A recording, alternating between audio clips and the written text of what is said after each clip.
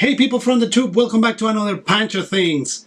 A couple of days ago I had a friend asking me questions about Pro Tools template sessions and what do you use them and how do you use them and how to create them and what does this do for you and how it facilitates your workflow. So we're going to talk about that today, so let's get started.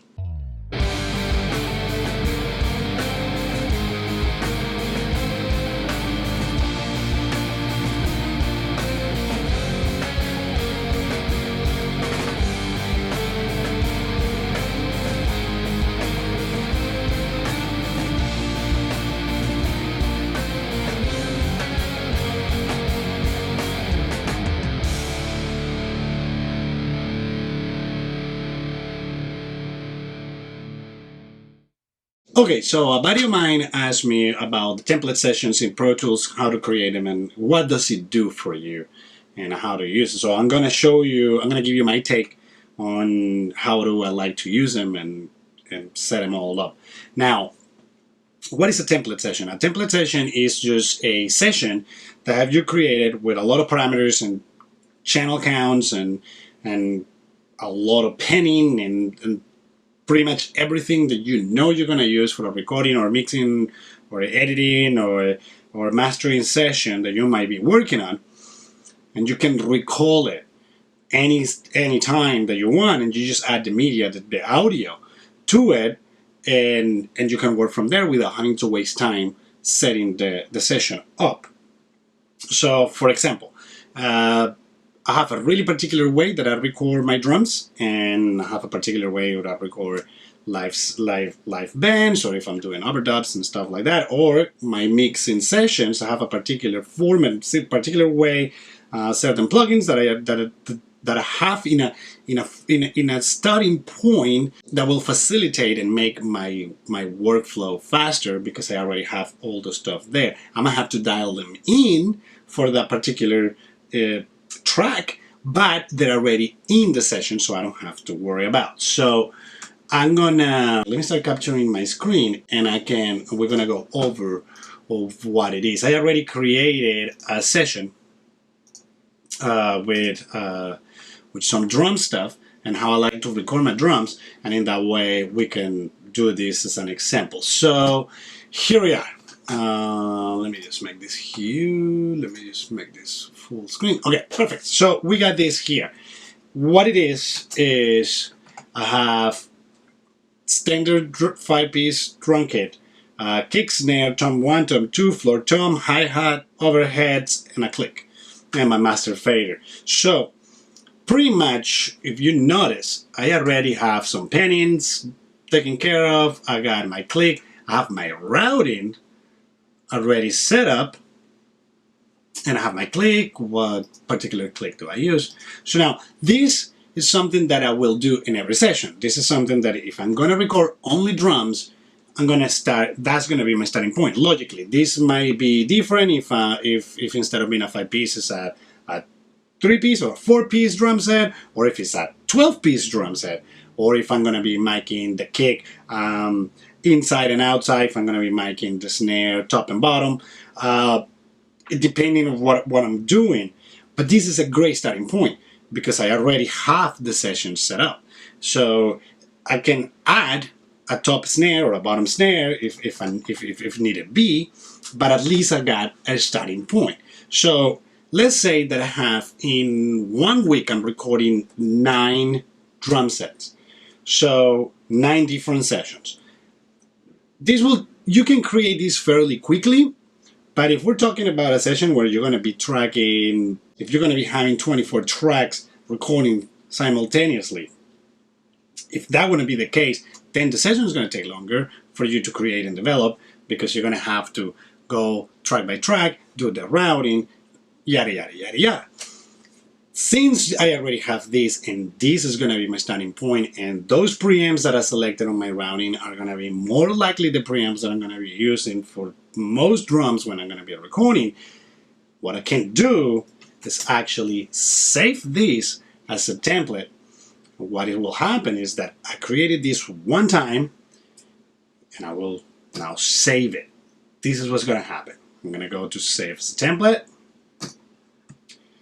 I'm gonna select a location where I'm gonna put it. I normally don't like to keep it on my system. I like to have everything externally. Everything that I have is in external hard drives, and in that way I feel, one, more comfortable, that I got perfect backups at all times, and I got accessibility on different hard drives. If something gets to happen to my system, I can just plug these hard drives to another system and we're rolling. Now, so that's one of the reasons why I don't leave it on my hard drive on my computer system alone. Now, there's sometimes I have a couple of things that are already there and I already created and they're there and they work properly, but I have a backup in my hard drive. So with this, I'm gonna just dump it in my hard drive. I got different folders for these. I created these new folders for you guys so you can see what I'm talking about. But I got my own templates and different folders, and it's just a whole bunch of them. So let's go and save this thing, and let's go to my hard drive, and let's dump these guys on here, templates. If you can see, I got 3 categories of templates there. I got a recording templates, I got mixing templates, and mastering templates. Those I use for different things. So on my mixing templates, I got different type of sessions of what I will need and what I will not need, in starting points for me particularly that works great for me and that I know I'm going to end up using them. I have it in there. Now, as for recording, I will put it on my recording template folder. For mixing template, and mastering. With the mastering is the one that I have the least amount of templates, because for the most part, track counts and stuff like that is going to be way lower, and I just organize few things. It's not much that I do on that area. But when it comes to recording and mixing, yes, there's a lot of different things. So we're gonna put here template test. Let's call it template test for the sake of this video. I'm gonna hit here my recording templates and is saved. So I'm gonna close the session and save it, and we're done. So my session has been saved. We're cool. Let's say that I already tracked, I already did my stuff, I already got everything set up. Let's say that day number 2 is coming, second drum set that I need to record. In different circumstances, I would have to go through the process of creating the template again. So since I already know I got the template, I'll go to my hard drive, and I'm gonna go to my templates. I'm gonna go to my recording template, template test. That's the one that we have just created. I'm gonna open the thing. It's gonna ask me where I want to save what I'm gonna do. So in this case, let's say that I'm gonna dump this on here. So once I get in here, I already gonna be able to dump my track counts. Everything that I'm gonna use audio-wise and processing-wise is gonna happen within this session. So I'm gonna say yes. I'm gonna put it in there. This is what happens. Boom. There's your session. All ready to go. All I gotta do, enable my tracks. If I need to adjust the metronome, if I need to adjust anything within the session, if I need to add another tracks, if I need to add a couple other things, but now most of the parts are already there. If you notice, all my pennings are there, my routing is there, my metronome is there, so this is what normally I will use. So regardless, I'm going to have to create this. I'm going to have to do the whole thing. So you will say, well, so now what? Well, perfect. So let's say that I got, I can start tracking directly here. And when it's time for me to save the session, I can just save as, put them in a different location.